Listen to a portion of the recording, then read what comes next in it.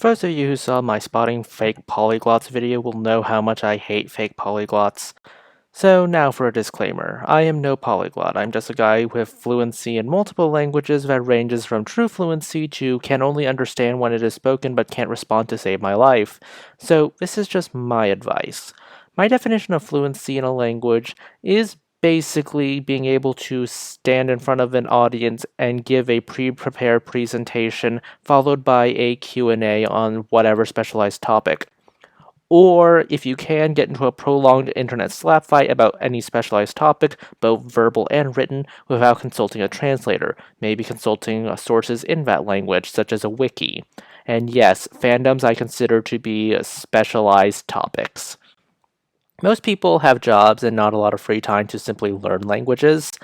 Not everyone can simply jump in and immerse themselves, or submerge themselves in some cases, in a target language for 8 hours a day or more for several months. However, this doesn't mean you can't learn.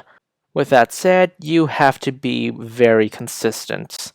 I understand that life is hectic, I know, but learning a language requires you to be consistent, just as learning any skill in general requires you to be pretty consistent. Cramming is good for short term, but language learning is a long term game. And trust me, as a biology teacher, well, a substitute biology teacher now will be a biology teacher, the worst grades tend to come from people who just cram and then dump. Second, my hot take on language learning is actually using a textbook. It will help you get the basics of the language and how this language functions and how this language differs from your native language. Once you have a foundation for that language, you can start building off, and in some cases, away from that language orthodoxy. You need to have a status quo before you change that status quo. Once skilled enough, it's time for reading and listening. So, when starting out, you want to pick something simple and relatively straightforward. I do not recommend complicated topics like someone else's dissertation or someone else's presentation, because while those are complicated and high level, you're missing the point here. You want to actually be able to use this language, and you don't want it to be bogged down with jargon from the specialized field, whether it's engineering, whether it's math, whether it's physics, whether it's chemistry. And not to mention, because of all the jargon and specialized language, they barely make sense in their native language. What chance do you as a beginner have of comprehending them? Starting out, I personally recommend following professional Twitter accounts of corporations and brands. Every large brand, such as Pokemon or Disney, has a professional one, especially for like Pokemon Disney, where they have both a Latin American audience and a Spain Spanish audience. These tweets are just 300 characters or less, and the clips tend to be easier to comprehend. This video in particular has the transcript subtitles available. Hey, if you're a Pokemon fan, then engaging with this won't be painful. Then try reading the replies as well. In terms of clips, many preschool show channels have uploads in foreign languages or just flat out dedicated channels for specific audiences. Some has a just in Spanish for both Latin America and Spain. Others have split it to just Latin America and Spain. Whatever the case may be, find something you're interested in mildly and just try to watch those. These clips, or collection of short clips, you can move on afterwards towards more advanced material.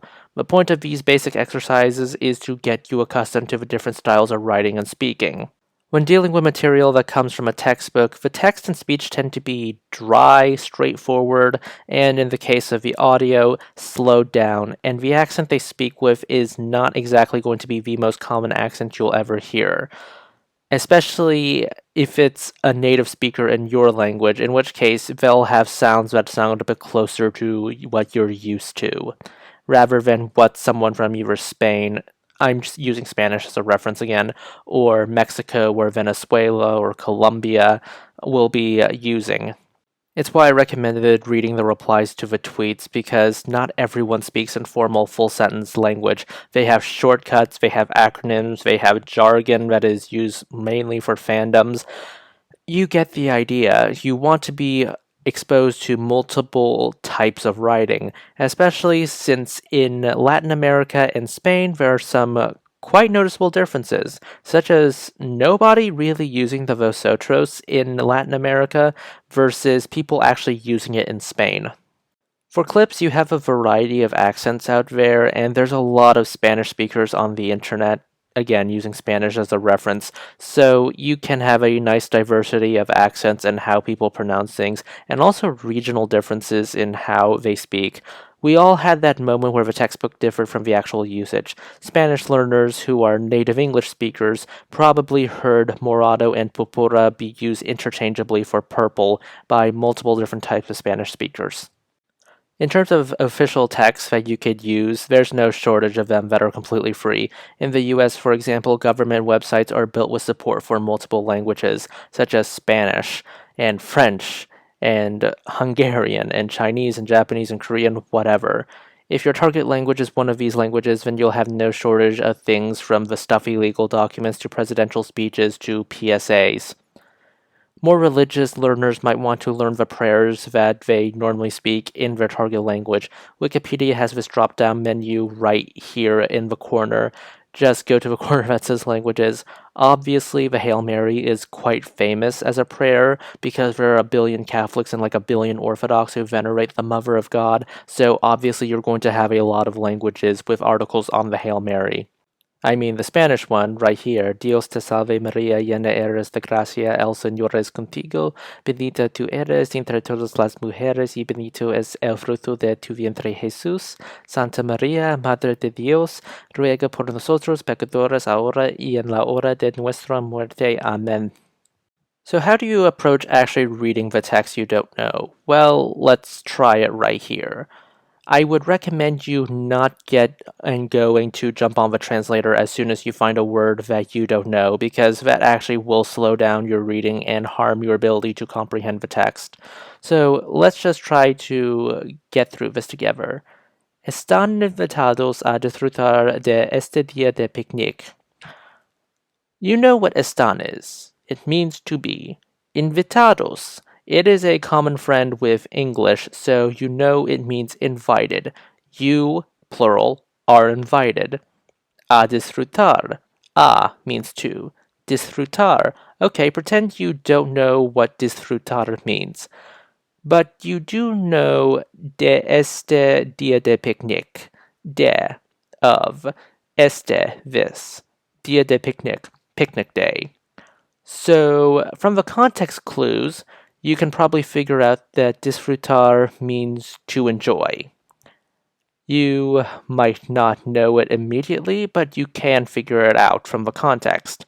In fact, you probably learned a good chunk of your native language through trying to figure out context clues rather than consult the dictionary, though I'm not sure if that holds for this current generation or not.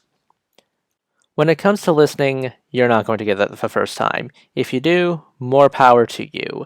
The first time, your goal isn't to understand, so let that go first. Your goal is to try to catch the sounds and see if you can take those sounds and associate them with words. And in languages like Chinese, where you have to manage the tones, try to see which tone these characters are being spoken in. You're trying to catch the sounds first, and then those sounds form into words. Do not be afraid, like I said, to rewind a few times if it takes you that many times to get to know the sound. Okay, you listened, and you listened for sounds. You listened again. Now you turn those sounds into words. Now, try to give those words meaning. And if you have stumbling areas, then try to play context clues and see what it could be. Once again, do not to be ashamed if you take a few times in order to get this right. And do not be so jumpy to hit the translator. I would also recommend for both the reading and listening parts to at least have a notebook nearby so that you can scribble, notes on it, because I do think that you will want to note a few things down in order for future use, or if you ever encounter these words again. But we're not done yet. Merely listening to text and reading videos. Okay, reading text and listening to videos isn't enough. You're going to need to do more. Language requires both input, processing, and output. Let's work on the output part. After reading a given text, Is it possible for you to write a summary and that summary is in your target language? Can you speak a summary spontaneously of that text in your target language? Can you do both without the aid of a translator? Likewise, after watching a video, can you write a summary or speak a summary of that video after you see it? One exercise I personally recommend doing is trying to spontaneously observe random things just in your workplace or at your home in your target language. Granted, I'm a biology teacher, well, will be a biology teacher, mostly a long-term sub at this point, so I have a planning period and a relatively longer lunch break. I could just look at the walls at my school and go, este color es muy feo. I also have the privilege of being in a school with multiple Spanish speakers, including several teachers, so I at least will have someone to engage the language with. But if you don't, this video so far has been trying to make you train your input and your outputs. I'm working under the assumption that you don't have a speaker next to you who can reasonably help you. So if you've been following this 10-minute rant, I've left a lot of room for you to do other things and adapt. Sure, there are techniques like shadowing and scriptorium. I'm actually fond of scriptorium in order to get me to train my ears. But the general idea is you're not just training your hands, ears, and eyes to listen, to write, to read in your target language. You're training your whole mind in order to think in a whole new way. And it's going to take active work on your part in order to get fluent. Sure, weebs can pick up some level of Japanese from just anime and watching with the subtitles on, but you're not going to get truly fluent unless you actually engage with the media and engage with the language itself. Not to mention, I do recommend that you do not actually try to learn Japanese from anime because anime speech patterns aren't exactly real speech patterns, so you want to engage with a large diversity of media. That's why you can do children's shows, dubbed children's shows, telenovelas for Spanish speakers, and news broadcasts. I've been told that dating shows also work because you're introducing yourself and describing yourself, which I guess that would work absolutely fine, but I think this video is long enough. Please consider liking, subscribing, tipping the channel on Ko-fi. This is Cyril signing off.